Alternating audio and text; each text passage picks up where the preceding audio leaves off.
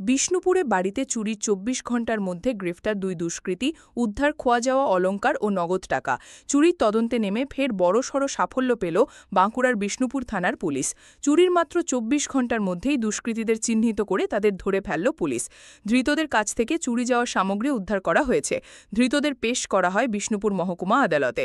Police সূত্রে জানা গেছে, বাঁকুড়ার বিষ্ণুপুর শহরের ভগৎ সিং মোড় এলাকায় থাকা সাথী কোনার নামের এক বাসিন্দার বাড়িতে গত ৩০ জুন চুরির ঘটনা ঘটে। বাড়িতে কেউ না থাকার সুযোগ নিয়ে দুষ্কৃতী দল বাড়িতে ঢুকে সোনার অলংকার ও নগদ প্রায় ২৫,০০০ টাকা নিয়ে অবাধে চম্পট দেয়। ঘটনার কথা জানার পর ওই দিনেই বিষ্ণুপুর থানায় অভিযোগ দায়ের করেন ওই মহিলা।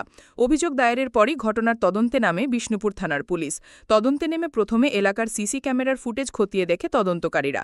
এছাড়াও একাধিক স্থানীয় সূত্র কাজে লাগিয়ে পুলিশ এই ঘটনায় যুক্তদের মধ্যে ২ জনকে চিহ্নিত করে তদন্তকারীরা। এরপর নির্দিষ্ট সূত্র কাজে লাগিয়ে ১ জুলাই সন্ধ্যায় বাঁকুড়া শহরে হানা বিয়ে তাজ মোহাম্মদ খান ওরফে বাঁকা এবং আলী মোহাম্মদ খান ওরফে রিন্টুকে গ্রেফতার করে পুলিশ। ধৃত দুজনেরই বাড়ি বাঁকুড়া শহরের কেঠারডাঙ্গা এলাকায়। পুলিশ জানিয়েছে, ধৃতদের কাছ থেকে খোয়া যাওয়া অলংকার ও নগদ টাকা উদ্ধার করা হয়েছে। ধৃতদের বিরুদ্ধে এর আগেও একাধিক দুষ্কর্মে যুক্ত থাকার অভিযোগ রয়েছে। ধৃতদের পুলিশ হেফাজতে নিয়ে জিজ্ঞাসাবাদ করে এই চুরির ঘটনার সঙ্গে যুক্ত অন্যান্য দুষ্কৃতীদের খোঁজ চালানো হবে বলে জানিয়েছে পুলিশ। ৩০ তারিখে আমাদের কাছে একটা খবর আসে, একজন সাথী কোনার আছেন যার বাড়ি ভগৎ সিং মোড় কাছে। উনি ২৮-২৯ তারিখে বাইরে গিয়েছিলেন বেড়াতে। ৩০ তারিখে যখন এসে দেখছেন কি ওনার বাড়িতে চুরি হয়েছে। ওনার কমপ্লেন্ট ছিল, অভিযোগ ছিল একটা নেকলেস আর ২৫,০০০ ক্যাশ চুরি হয়েছে।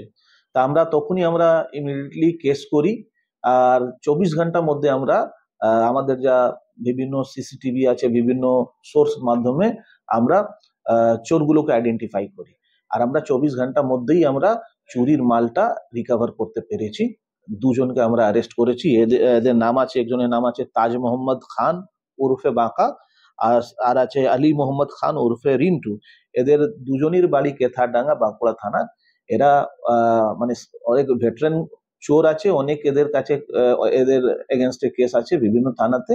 আমরা সিসিটিভি থেকে এদেরকে আইডেন্টিফাই করি আর এরা কনফেসও করেছে আর আমাদের স্টোলেন প্রপার্টি রিকভার করতে আমরা পেরেছি।